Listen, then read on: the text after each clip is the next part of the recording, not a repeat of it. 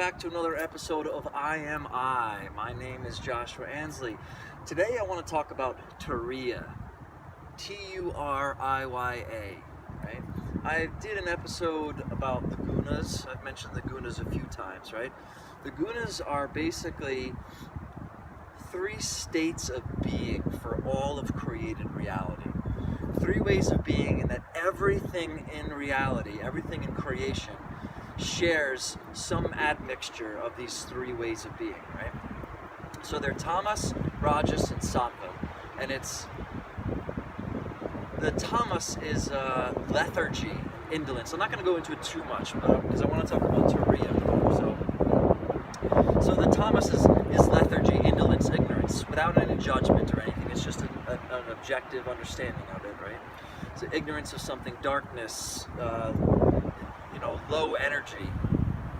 And then we have rajasic, right? As the wind blows, the rajas, the movement, the activity, the friction, right? This sort of active happening.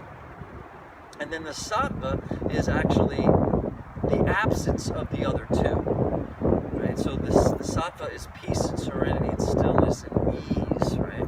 And so everything in this world, like I said, is an admixture, whether it be this stone building, the stones that make up this building, or our bodies, or our minds, right? As part of creation, and our thoughts. The action we take, different concepts can have a different mixture of these things. So even an action that you take can be a sattvic action, or a rajasic action, or a tamasic action, right? And the nature of the world is that it moves from tamas to rajas to sattva, or what we want to do is move to tamas to rajas to sattva, right? Just to move from that heavy, not wanting to do anything, to actually wake up and move, and then come back to a sense of stillness once we've released everything out. It's pretty cool. It's kind of like a yoga class is actually designed that way.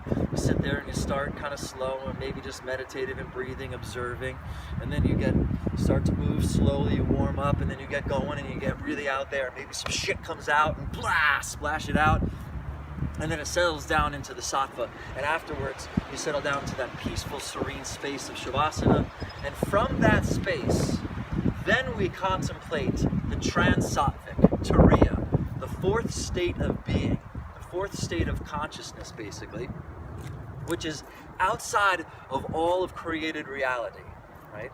So it's outside of that. It is not part of it. And that is that space that is untouchable, it is unmoving, it is unchanging. Now look, this is just a perspective. It's one perspective. I come from Advaita Vedanta is mostly what I study and teach, right? And I look at all different perspectives and try to incorporate what works, but I'm not speaking facts. This is just a concept that has worked tremendously for me, right? It's really powerful. Is that this space of Turiya, this state of being, and it's actually an awareness. It is awareness. It is consciousness. It is that consciousness by which everything is known. Consciousness by which the thoughts in your mind are made known, right? The consciousness by which any perception that we have is made known. So any reality that we are experiencing, it's not just the experience through the senses, but we are the awareness by which that experience is known. And that is that stillness, that space, that consciousness that is beyond this physical reality, right? And that is Turiya. And when we really work into that space, it comes into a way of being.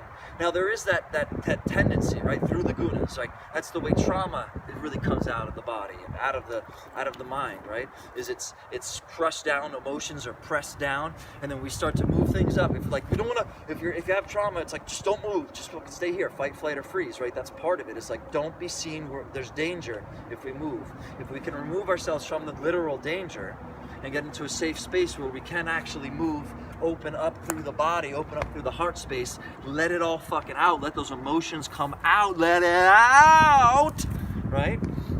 And then we come down and it settles down into a sattvic space of peace. But even that sattvic space is not what we're looking for. It's the trans-sattvic, right? That is Turiya. It's the space outside of it all. But generally the tendency is, in recovery and emotional sobriety, is moving, taking the effort because we don't want to do it. You know, you're first like, I don't want to do this work. I don't want to do the yoga work. I don't want to move. I don't want to do the writing to find out. I don't want to do an inventory. I don't want to do all this kind of shit. I don't want to answer these questions. I'm like, I don't know. I never really thought about this. I don't really know about how I feel about this and that. Doing the work to find that out. Take the active energy to find that out. And when we do, we're going to uncover a lot of shit that we don't like, and it's going to fucking rip open, and it's going to move us, and it's going to fucking hurt, and it's going to feel, and it's going to be that rajasic space of fucking action and friction, and creation happens out of that space, and boom, something blossoms open, and it softens into that sattvic space, right? So when we come into the space of the observer, which is really that space of Turiya, that space outside of all of it, this is where we hear about the fourth dimension of living, right? It is something completely different, because then from that space, once we experience that space, it doesn't have to be that everything is necessarily perfectly in order. It's the awareness and knowledge that that space even exists, that the more we can contact that space of being, it is a state of being, that Turiya, that fourth dimension, that is moksha. It is freedom, liberation from all the fucking bullshit. Does it mean that there's still bullshit? Yes, there is still bullshit. It doesn't mean that in that fourth state of living that everything is absolutely fucking perfect. Now, more and more things might line up, right? So it just keeps catapulting us into that direction.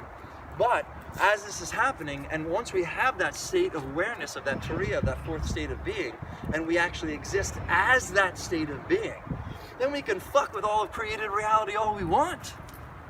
That's when the shit gets fun. That's when the shit gets real. All right. I mean, excuse me. Anyway, I'm gonna get kicked out of here. I'm right next to McGuire Air Force Base too. I'll probably get shot. All right. Anyway, so that is that space outside of it. It's basically the same thing I'm talking about all the fucking time. The same shit, right? Just with different words and kind of different perspectives. And as I move along, it's really not about it being right or not. It's about just contemplating these things. Reflect on these things. Or don't just reflect, refract. Let it come in and come off in a totally different direction than you came from before. Right? So refract on that. Refract on that, bitch. In Lakesha Lakin, I am you, you are me. Let's just live. Let's live, people. I love you. Namaste.